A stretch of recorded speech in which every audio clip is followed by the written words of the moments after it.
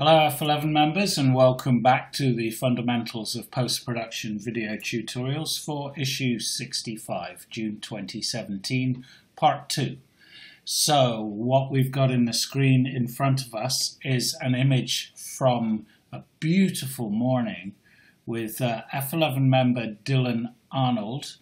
Dylan won the portfolio category of the Your Vision competition this year, and his prize was to do a day with me shooting on his own home patch here in beautiful Snowdonia, and we were rewarded with this glorious morning at Llyndinas. Excuse my pronunciation, Dylan. And what we had was perfect reflections and beautiful light, and also this wonderful moment when, just as that first early morning light was painting the mountains in the background there, a sheep and its lamb came and started drinking from the water there, just on the bank in our frames with perfect reflection. So that was really quite a moment to witness. And on the left here we have the capture straight out of the camera that I made, and really, and on the right, the finished image. So let's work through what I've done to the image. And first of all, let's go back into Lightroom and start with the image straight out of the camera there. If I go into Develop module now, you'll notice, by the way, that I chose to shoot this image with the 16:9 aspect ratio crop applied. I can always fine-tune that subsequently. If I go up here now to my crop markings there, I can take it back to the original, but I choose not to. I think that crop works well, so I just click on Done there and go back to where I started. Now let's look at the exposure, and I gave it the maximum I could. Quite a high contrast situation really, with bright sky there and the landscape in shadow, not yet in the bright sunlight. Nevertheless, you can see the histogram there, and there's a little bit, I'm in danger of clipping some of the brightest tones in the image, but there's none actually that are clipping, so I should be able to pull back all that I need. Just in case I have an exposure here, this one here, which was deliberately underexposed. So if I need to pull out any of the tones from the brightest sky from that image is available. So let's just start working with this picture now. And what I'm going to do with this image is make two different conversions from the same original raw file, one processed for the darker areas of the picture and one for the brighter, and then merge them using layer masking in Photoshop. So let's work with the darker tones of the image first. So I'm going to come down here to my whites in the Develop module, hold down Alt, slide whites to the right, and immediately I start clipping the highlights in the sky. Okay, I'm going to ignore that for the moment. I'm only going to look at the landscape. And there, as if I go too far, I start clipping it in the lake as well. So I'm going to come back to about 50 there. I'm processing this image for the darker areas of the image, and I'm not worried about those highlights in the sky at the moment. Come to my blacks, pull the black slider to the left, holding down the Alt key. How far can I go before I start clipping? To about there. I'm going to add, again, using Lightroom's preset here, come down to the tone curve preset and add a medium contrast to that. I'm going to apply a little bit. The sharpening has been done because I applied that with my preset here on import, applied on import. I showed that to you in a previous video tutorial. So you can see if I come down here now, what I've got is this preset, just a smidgen of vibrance, +6 applied, and the preset of the sharpen scenic with a touch of masking. All has been applied on import. So really, let's just consider what I want to do to that as is, and I think I'm just going to pull back the exposure just a smidgen, about -10 there, and that'll be fine. -10. By the way, if you find using the slider awkward, you can just highlight this and use your up and down keys on the keyboard to fine-tune those adjustments. Okay, so that's done. Let's come out of there now. And I'm now just going to export that and open it up in Photoshop to deal with later. But so far it's looking good.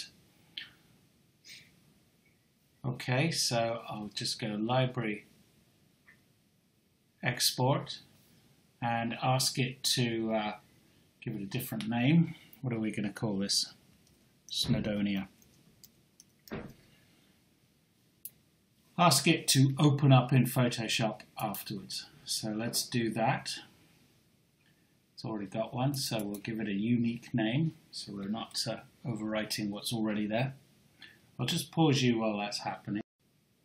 So there it is, open up in Photoshop. And I'm going to take you back into Lightroom now and go back to that image, go back into Develop Module, and now I'm going to come back and I'm going to pull those whites right back to recover my highlights. I'm now going to take off that preset of the high con. Go back to linear here and my tone curve. I'm going to really pull the blacks back. I'm going to ignore the blacks in the darkest areas of the picture because they have been dealt with in the previous image. So can come back on the blacks quite a bit there. I can recover highlights, and now I'm going to pull back the tone curve, and what I'm looking at really is the tones in the hills beyond and in the water. And I'm going to come quite away on that. Come back on exposure as well. Okay, and now I'm going to use a grad tool here to just darken down the top of the image a touch. Hold down the shift key, pull down the grad, adjust where I want it to work, and bring in the tone there on the sky. Just a touch of tone there. Okay, I can make it a softer grad, which I think I'll do. It's starting to affect the top of the excuse me, top of the mountain there, but I think we can. It's such a soft grad, you don't really notice it. I could have fine-tuned the mask overlay, but I think I'll go with that actually. Click on Done. You can see there's a blemish there on the sensor, a bit of dirt or dust or something on the sensor. We'll deal with that in Photoshop. And now I'm going to export this image. So we go Library, Export, and we'll see it there in Photoshop in just a minute. So here we have the two images open up side by side, the darker and the brighter one from the same capture. If I just go Command and minus on my keyboard, I just bring down the magnification so I can see the whole image.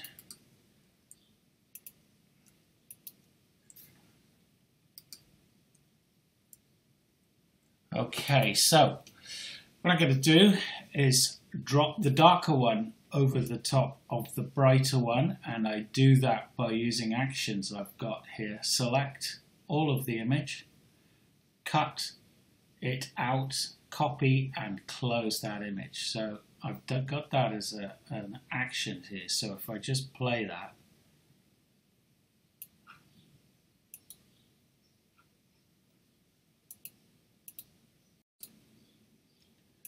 So what I've got here is the brighter one over the top of the darker one actually, but it doesn't matter.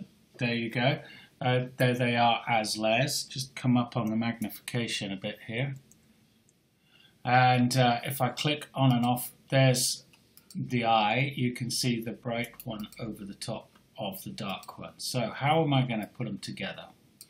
I'm going to apply a layer mask so that we only see this bit of the bright one on top that we want to, allowing the bits of the darker one underneath to be shown as well.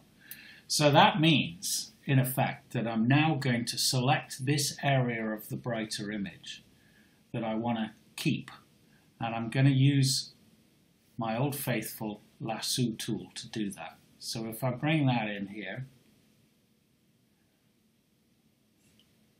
there's my tools there, there's my lasso tool, and I'm going to now just select from this image here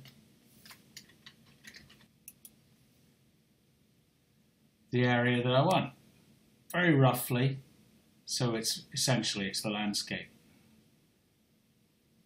And I'm going to draw around there using my pen on my graphics tablet, selecting just the area I want, which is essentially the mountains and the foreground here, but not the water and the sky.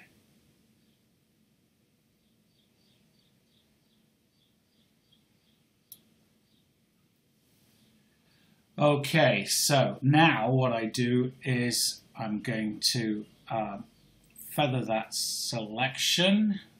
So if I go select, modify, feather, and I want a really soft feathering here, I'm going to go for 400 pixels.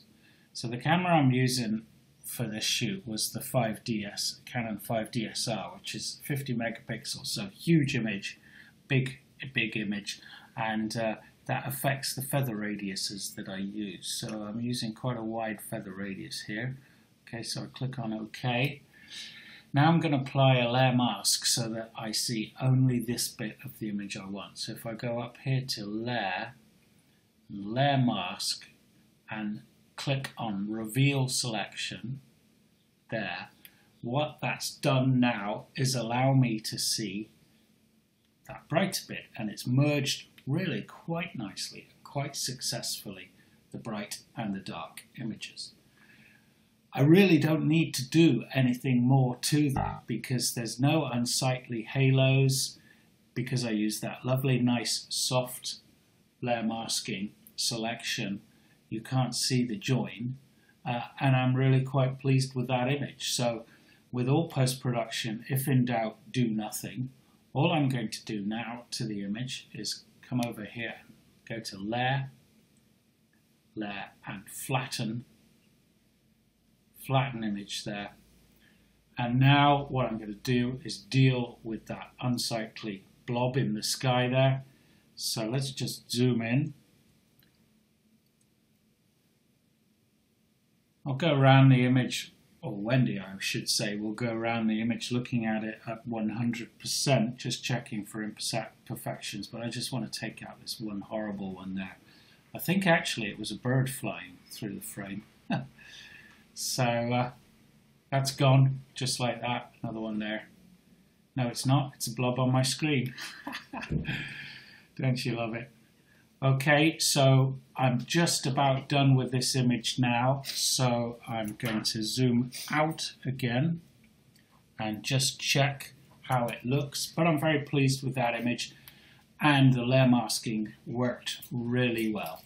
So now layer masking seems a very sort of confusing thing to master, but the more you do it, the more it becomes natural. And I think this was a really good illustration of how useful it is. Okay, thanks for your attention, and we'll hope to hear more from you and your suggestions for what you would like to see in future video tutorials. See you next month.